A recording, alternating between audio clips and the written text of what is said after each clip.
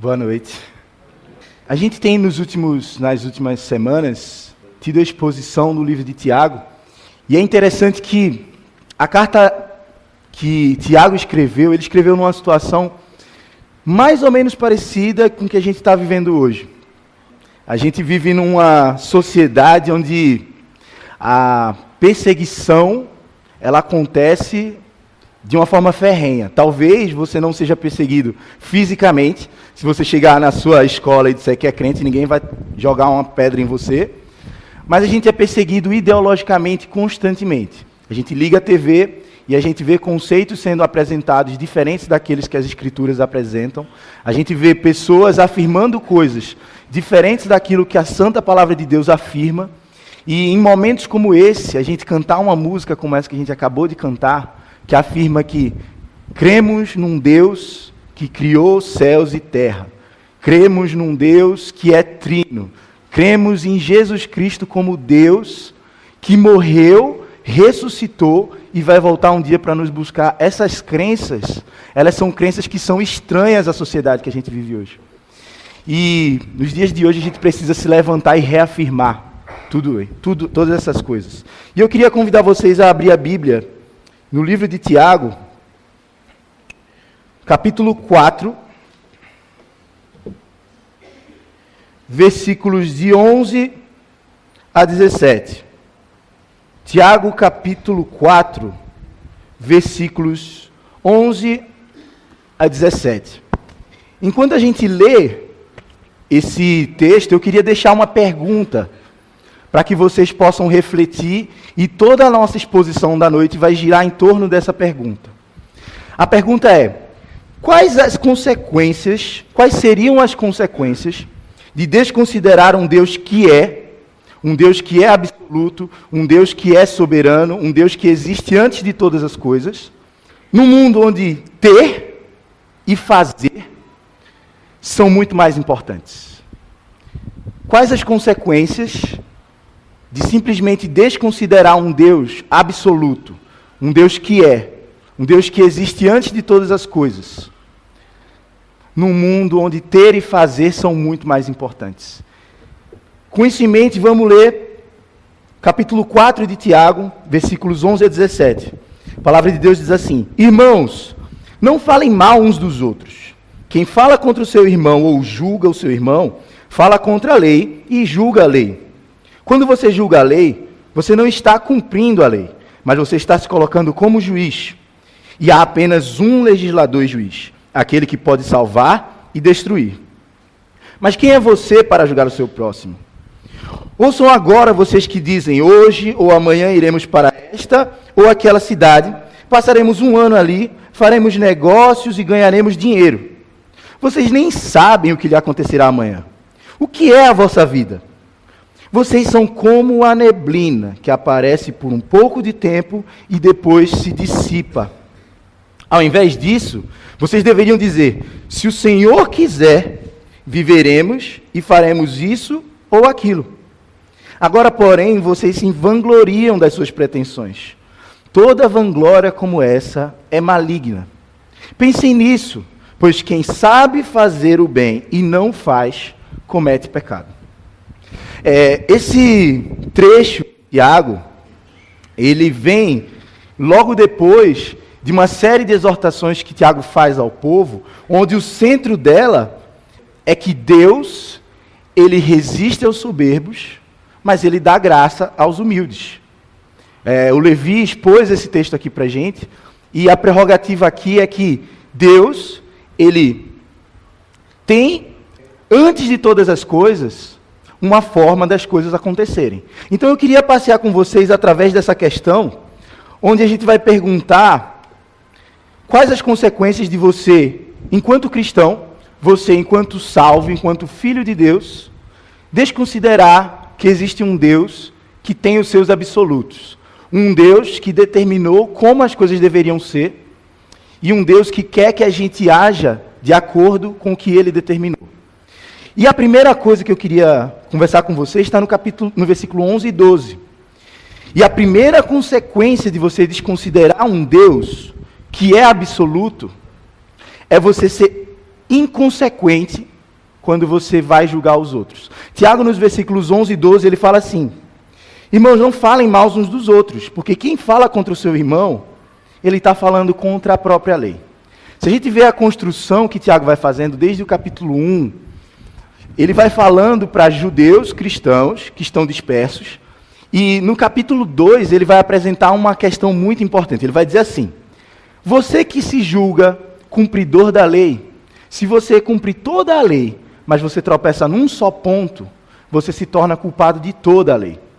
E naquela comunidade, ao que me parece, existiam pessoas que olhavam para o pobre com um olhar de deferência. Eles olhavam para o pobre como se fosse alguém inferior.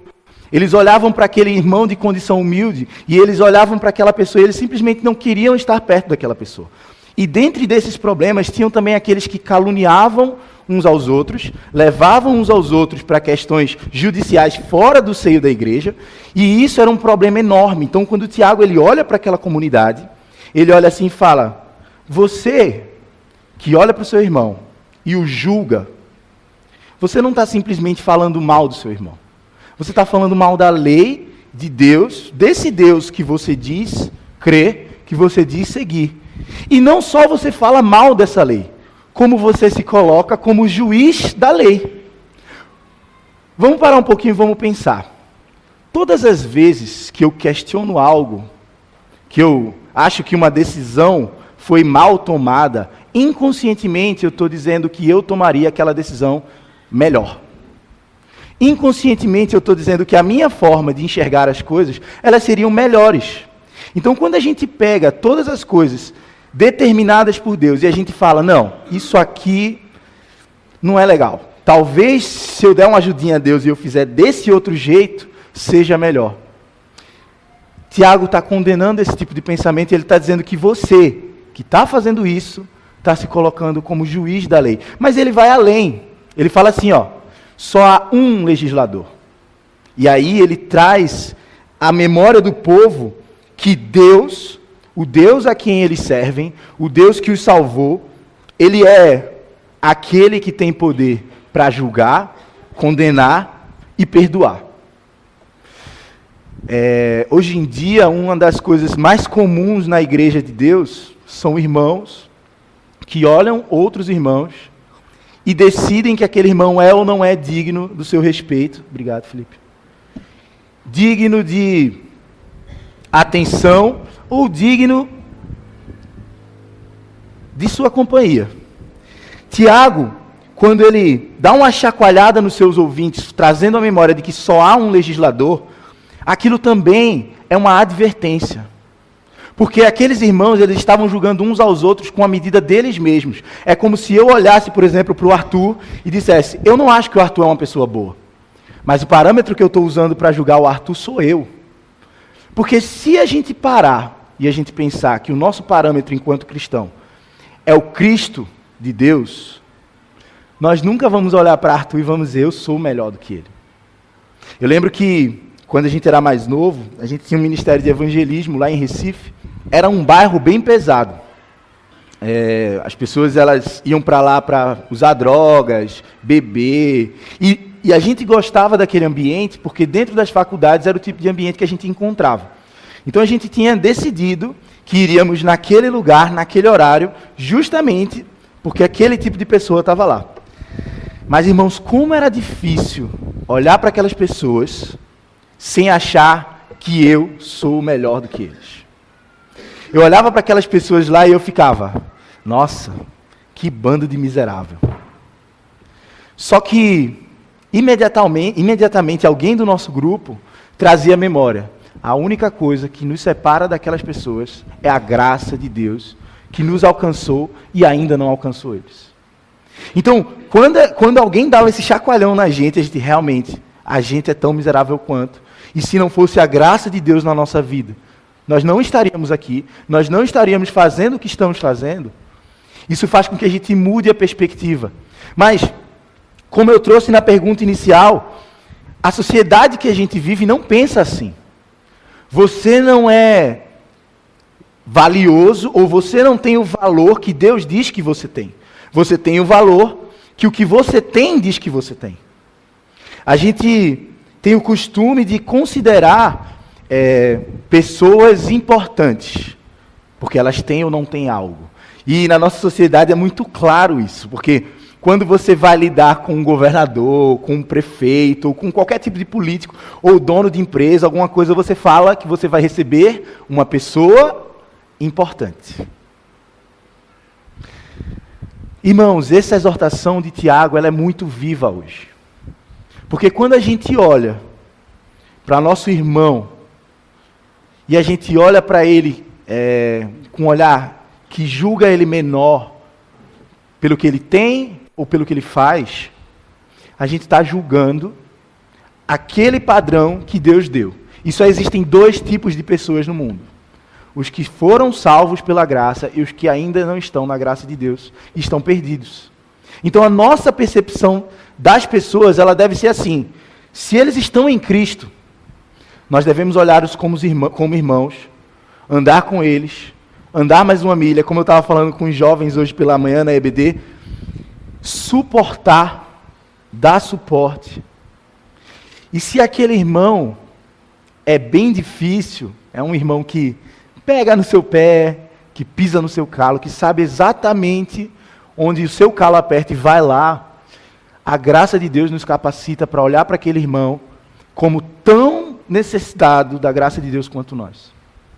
Mas se você encontra uma pessoa que não foi beneficiado com a graça de Deus, não foi salvo em Cristo, a sua posição em relação a ele é de oração e de clamor. Porque ele é uma pessoa que não conhece, não teve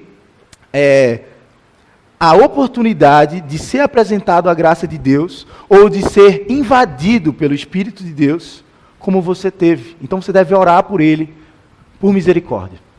Mas Tiago continua. Essa inconsequência no julgar, ela é só o primeiro passo, porque logo depois a gente vê que Tiago também condena uma independência no planejar.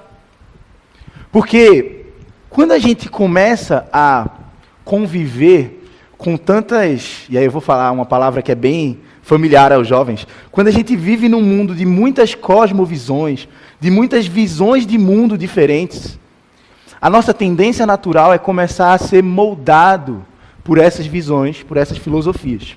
Então, por exemplo, Tiago vai citar aqui um camarada que fala assim, hoje ou amanhã eu vou para essa cidade ou aquela, eu vou fazer negócios, eu vou ganhar dinheiro, eu vou lucrar, eu vou me dar bem. Quantos de nós já não fizemos isso? E Tiago olha para esse cara assim e ele fala: cuidado com o que você está fazendo. Porque a sua vida, ela é como um vapor. Eu não sei quantos de vocês já tiveram a oportunidade de acordar cedo e ver a neblina. Em Recife, quando a gente está no Palavra da Vida, tem um vale enorme assim. E de manhã cedo, a neblina está densa. Você olha, você quase não vê um palmo do seu nariz. Mas alguns minutos depois, quando o sol sai e dissipa aquela neblina, nem parece que ela teve lá um dia. Tiago está comparando a nossa vida com esse vapor. Então, quando a gente olha essa comparação e a gente traz à memória que Deus, Ele é soberano, Ele é eterno, Ele é antes de todas as coisas, Ele é o Criador e nós somos só vapor, não faz sentido olhar para as coisas que a gente tem que fazer, para tantas demandas e dizer assim: eu vou fazer isso porque eu sou bom. Eu vou fazer isso porque eu consigo. Tiago, ele traz esse alerta para a igreja, porque isso é uma coisa que a gente acaba fazendo naturalmente. Lá no seminário a gente tem muitas coisas para estudar. A gente tem muitas coisas para fazer. E agora, com o nascimento do Pedro, a gente tem muito mais coisas para fazer. E é natural que com tanta coisa você pare e sente e você comece a esquematizar. Não, eu vou fazer primeiro isso, depois eu vou fazer isso, porque no meu tempo livre vai dar para fazer isso e tal. E quando você vê, você se pega deixando Deus fora dos seus planos. E aí começa a atropelar tudo. Uma coisa atrasa aqui, outra coisa atrasa ali, e você não consegue mais fazer aquilo que você queria fazer. E aí vem a frustração, e aí você fica com raiva, e aí você fala: Deus, por que você não me deixou fazer isso? Quando a gente fala se Deus quiser, a gente tem que ter cuidado para isso não se tornar também só um jargão. Uma frase que a gente fala para se sentir bem. Mas o que Tiago está dizendo aqui é, se você não considera Deus nos seus planos, você é um tolo. Essa é a grande premissa do livro de Eclesiastes. Se você volta lá em Eclesiastes e você lê tudo que Salomão escreve, quando ele enxerga a vida debaixo do sol, ele vai olhar e vai dizer que tudo é vaidade. Tudo é inútil. E ele vai trazer alguns pensamentos muito interessantes. Ele vai dizer assim, de que adianta eu, como rei de Israel, juntar riquezas, juntar sabedoria, conhecimento, ter muitas mulheres, experimentar de tudo, ter um maior reino, se eu não sei se aquele que vai vir depois de mim vai preservar tudo isso. E a gente vê na história que o filho de Salomão é responsável pela divisão do reino. Quando Salomão ele olha para a vida debaixo do sol, ele olha assim e ele fala, isso tudo é inútil. Mas quando Salomão ele olha para a vida acima do sol e ele reconhece que há um Deus, que todos nós vamos nos encontrar com Ele um dia, que vamos prestar contas de como temos vivido, ele olha e ele fala, aí vale a pena. Quando a minha vida, ela é uma vida que glorifica a Deus, aí vale a pena. Por isso, irmãos, não faz sentido olharmos para a natureza das coisas que temos que fazer e colocar Deus de fora. Porque planejar a vida à parte de Deus é simplesmente ignorar a sua soberania. É ignorar que Deus tem a minha vida na sua mão. Então Tiago ele faz esse alerta. E um terceiro alerta que Tiago faz é que os irmãos naquela comunidade, eles não só estavam julgando uns aos outros, olhando para eles mesmos como parâmetro, eles não só estavam planejando a vida à parte de Deus, ignorando Deus como aquele que dá e tira a vida, como eles se orgulhavam dessa condição. Tiago vai dizer, no versículo 16 e 17, assim, agora, porém, vocês se vangloriam das suas pretensões. Toda vanglória como essa é maligna. Pensem nisso, pois quem sabe que deve fazer o bem e não faz, comete pecado. Algumas versões vão dizer que eles se orgulham na sua arrogância. E é interessante que na sociedade que a gente vive, a arrogância muitas vezes é tida como uma virtude. No mundo corporativo, se você é o cara que é bom e você sabe que é bom, você sai na frente de muita gente. Se você é um cara que toma a frente e que você galga, você sabe para onde você quer chegar, não importa o que as pessoas pensem, muitas vezes você vai se dar muito bem. Muitas vezes, quando a gente está estudando para vestibular, eu lembro quando eu estava fazendo cursinho, há muitos anos atrás, não tantos anos assim, mas alguns anos atrás, eu lembro que professor de cursinho é bem terrorista, né? Ele chega assim, ele fala, enquanto você dorme, seu concorrente está estudando. E a gente ficava na maior pilha, assim, eu não, né? Porque eu sempre fui muito de boa com isso, mas o pessoal que ia fazer medicina, direito, nossa, os caras ficavam loucos. E a ideia é, não converse com o seu companheiro do lado não, porque ele é seu concorrente. Estou em dúvida, o problema é seu, cara, vai estudar em casa, não estou nem aí para você. Essa disputa, essa luta, gerava dentro da comunidade uma arrogância, que já era fruto de planejar a vida à parte de Deus, e de você ter você como o seu parâmetro de julgar. Essas pessoas, como consequência, se orgulhavam de sua própria arrogância. Mas esse termo ele é muito maior do que isso. Tiago não está combatendo só essas pessoas que declaradamente são arrogantes. Mas esse termo, ele diz respeito a qualquer forma de autossuficiência. Qualquer forma. Por exemplo, quando você esquece que é Deus quem te dá o sustento. Quando, num momento de crise, como a gente tem vivido aqui no nosso país, você esquece de depositar em Deus a sua ansiedade e a sua confiança, quando, de repente, tem mais mês do que dinheiro. O seu dinheiro está acabando, o final do mês está chegando, e você não sabe o que fazer.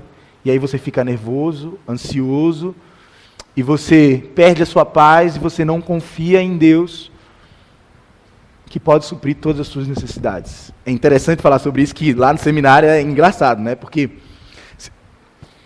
perdão, você chega na sala de aula, e o professor, antes de começar a aula, ele vai orar, e ele fala, alguém tem um pedido de oração? Aí, 99% da sala, levanta a mão. Aí qual? Não, finanças, sustento. E, irmãos, como é bom descansar que o Deus que criou você, Ele vai lhe dar tudo o que você precisa. Tudo o que você precisa. E quando o Tiago ele condena essa arrogância desses irmãos aqui, ele está dizendo para eles aqui, ó, isso que vocês estão fazendo é pecado. É interessante que muitas vezes a gente não considera a ansiedade como pecado. A gente considera a ansiedade como um distúrbio. O pastor Roni já falou sobre isso aqui em outras EBDs. A gente considera a ansiedade como uma coisa comum, todo mundo tem, a gente toma remédio por isso. Mas eu creio que a ansiedade, como a Bíblia me mostra, é simplesmente falta de confiança no Deus que criou você e que chamou você para ser filho dele. É interessante que Jesus ele traz uma analogia sobre isso, ele fala, olha as aves do céu, olha os lírios do campo. E depois ele faz um paralelo, agora olha você. Se Deus cuida da flor, que hoje está aqui e amanhã é jogada no fogo, imagina o que ele não pode fazer para cuidar de você. Só que é interessante que as pessoas pegam esse versículo e as pessoas entendem que Deus vai lhe dar o que você quer. Deus vai me dar o que eu quero. O que Jesus fala é, nada do que você precisa para a sua subsistência vai faltar. Deus vai cuidar de você. E quando eu olho para textos como esse, eu olho para a minha vida e eu vejo como eu tenho sido falho em relação a depositar em Cristo a minha confiança. Porque aquela pergunta inicial das consequências de desconsiderar Deus como soberano e olhar para Ele como a sociedade olha, elas vão matando o meu relacionamento com Deus. Porque uma vez que eu desconsidero Deus como Senhor da minha vida, e isso para mim é o grande resumo das coisas, não considerar o Deus Criador me faz viver como meu próprio Senhor. Eu olho para as circunstâncias e eu comando a minha vida. Quando eu olho para a vida, quando eu olho para a sociedade, quando eu olho para a criação dos filhos, o meu casamento, a forma como eu levo meus estudos, minha profissão, quando eu olho para o jeito que eu lido com os meus pais, quando eu olho para o jeito que eu lido com o meu patrão num trabalho, com meus empregados, a parte de Deus, a parte de quem Deus é e a parte do que Deus me chamou para fazer, eu estou dizendo que eu sou o Senhor da minha vida. Irmãos, e como é triste levar uma vida à parte de Deus e olhar para trás e, assim como Salomão, chegar na conclusão de que foi tudo inútil. Como é triste você viver a vida buscando coisas à parte de Deus e você reconhecer que foi tudo inútil. E quando a gente olha para esses versículos e a gente junta no final dele, no versículo 17, Tiago fala assim, quem sabe fazer o bem e não faz está pecando. O que ele está dizendo que é o bem aqui é considerar todas essas coisas que ele falou. É olhar para a realidade que eu vivo e olhar para o Deus que eu sirvo e entender que tudo que eu faço é para Ele, por Ele e para a glória dEle. Mas, irmãos, isso é muito difícil. Porque a nossa sociedade, ela nos esmaga. A nossa sociedade, ela nos impulsiona a viver a vida contrário a tudo aquilo que a Bíblia nos ensina a fazer. E é interessante que a gente tem visto com os jovens como a forma que eu vou atuar, a forma como eu tenho agido, determina a forma como eu enxergo Deus. A gente fez um exercício ontem, foi bem legal. Eles estão me olhando aí meio rindo. A gente fez um exercício ontem que provou que às vezes aquilo que a gente sabe sobre Deus não reflete naquilo que a gente faz sobre Deus. Não reflete naquilo que a gente age em relação a Deus. Mas, irmãos, isso é assim com todos nós. No meu trabalho, na minha família, como eu trato minha esposa, como eu trato meus filhos. Na igreja, é engraçado que muitas vezes na igreja tem até uma história que a gente não sabe se é verdade ou não, de um irmãozinho que chegou para o pastor e pediu para se mudar para a igreja, porque na igreja o pai dele era muito bom. Irmãos, muitas vezes a gente tem uma cabeça confusa em relação a como eu devo agir versus como eu devo crer. Mas isso também é fruto de como a gente separa a nossa vida. A gente acha que Deus ele é o responsável pela minha vida religiosa, enquanto que eu sou o responsável pela minha vida profissional, a minha vida acadêmica, a minha vida emocional. Quando, na verdade, Cristo nos reconciliou totalmente com Deus na sua morte e ressurreição. Então, se fomos totalmente reconciliados com Deus na morte e ressurreição de Cristo, então toda a nossa vida deve viver em função dessa reconciliação. É como se o Deus que a gente cantou aqui no credo, que criou céus e terra, que criou a mim e criou você com um propósito, e que o pecado do homem desviou o homem desse propósito, em Cristo Deus está trazendo novamente o homem para o propósito, que é a sua própria glória. Mas à medida que vamos vivendo do jeito que a gente quer, a gente está olhando para Deus e está dizendo, eu não quero viver do jeito que você me mandou viver. Eu não quero guiar a minha vida do jeito que o Senhor disse que eu tenho que guiar. E, irmãos, isso é desconsiderar o Deus que nos salvou. E quando eu faço isso, eu estou dizendo que eu sou o Senhor da minha vida. Na noite de hoje, eu queria trazer essa reflexão para a gente. Eu queria que a gente pensasse em 3 coisas. A primeira delas é, com que lente eu tenho olhado para o meu irmão? Aquela pessoa que convive comigo, que está debaixo da minha autoridade ou acima de mim. Aquele irmão de condição inferior, aquele irmão de condição superior. Como eu tenho olhado para essas pessoas? Será que eu tenho olhado para elas do jeito que Deus quer que eu olhe? Será que eu tenho olhado para elas através do Evangelho que, enquanto irmãos, me faz ser uns aos outros? A gente estava vendo hoje de manhã na EBD que existem mandamentos na Bíblia chamados mandamentos recíprocos. E isso independe do pastor. O pastor, ele foi colocado por Deus aqui para ser o grande guia da igreja, mas dentro dos irmãos, do nosso corpo, se você foi salvo, você tem uma função. Você tem obrigações enquanto membros do corpo de Cristo. E essa obrigação é suportar uns aos outros. Seja com ensino, com exortação, com misericórdia, ouvindo, chorando junto, rindo junto. Como a gente tem lidado com os nossos irmãos? A gente tem olhado para eles como pessoas que necessitam da graça de Deus, tanto quanto nós, para caminhar de acordo com sua vontade. A segunda coisa é, eu tenho considerado Deus como o Senhor dos meus planos?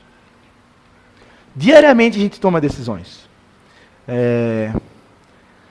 A gente está chegando no final do nosso ano de estudo interno no seminário. E é interessante ver como dentro do seminário, quando você chega no 3º ano, é um ano turbulento. Porque é o ano onde provavelmente você vai definir aquilo que você vai fazer para o resto da sua vida, talvez, mas por muito tempo. E quando você é solteiro, e você tem que decidir, tudo bem, não é tão simples, mas é muito mais simples do que quando você tem uma esposa e um filho. E quando você tem uma esposa e 2 filhos. Eu estou lembrando do Levi aqui. Gente, se nós não tivermos as nossas decisões pautadas no Senhor, qual a probabilidade da gente errar? Quando Tiago ele traz essa exortação para os seus leitores imediatos, essa exortação também é para nós hoje. Quando você decide as coisas, você decide pelo que você quer ou pelos padrões que Deus coloca. Você, jovem, quando você vai arranjar uma namorada, qual é o padrão que você usa? O padrão é se você gosta, se ela é bonitinha, se ela é legal, se rolou uma química. Ou o padrão é a palavra de Deus? Você, filho, quando você escolhe o que você vai obedecer dos seus pais, qual é o padrão que você usa? É a palavra de Deus ou é aquilo que é interessante ou não para você? Irmãos, como a gente tem considerado Deus nos nossos planos? E a terceira pergunta é: o meu coração é ensinável quando eu sou confrontado sobre tudo isso? Tiago, ele traz essa exortação muito dura. Ele fala para aquela comunidade o seguinte: a vida de vocês é fútil, ela é um vapor, ela é desse tamanho aqui, que hoje está e amanhã talvez não esteja. Então parem de agir dessa forma. Se a gente escutasse esse tipo de exortação hoje, algum dos irmãos dentro da nossa comunidade aqui virasse para você e dissesse: meu querido, pare de agir assim, porque do jeito que você está agindo, você está pecando.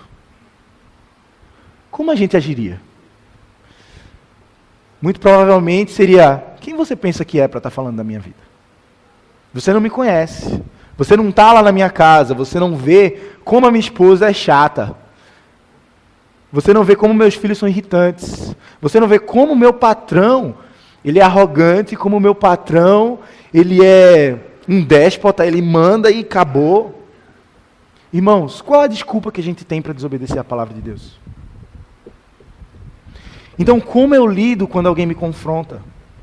O jeito que eu uso meu tempo, o jeito que eu trato meus irmãos, minha mãe, meu pai, meus filhos. Como eu reajo quando alguém me confronta? Quando o pastor fala, nossa primeira reação é verdade, o pastor estava... Quem sou eu para... Mas e se alguém que não é o pastor, que não é o seminarista, que não é... confronta o seu pecado? Como é que você lida com isso?